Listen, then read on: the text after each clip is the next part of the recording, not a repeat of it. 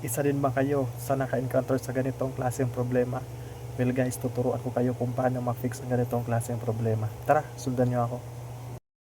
Ang unang gawin nyo lang guys is screenshot nyo muna yung notification o alert na dun sa Facebook nyo, katulad nito. Then pagkatapos, punta tayo sa Facebook.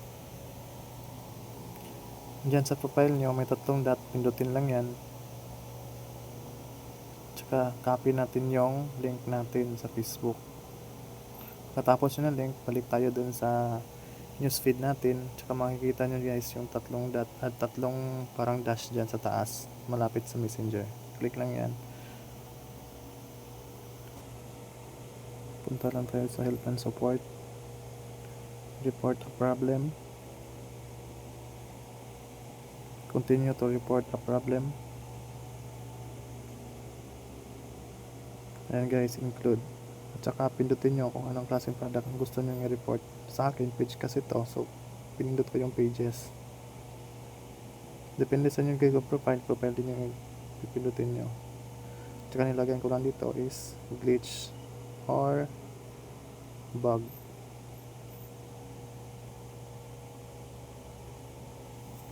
And then sa baba, copy paste nyo yung profile link nyo.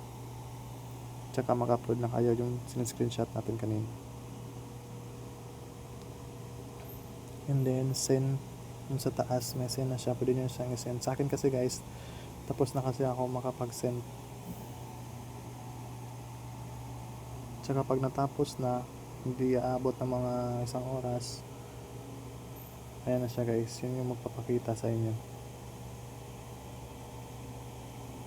Yan, can start earning again. Kung nakatulong ako, paki-follow na lang din. Salamat!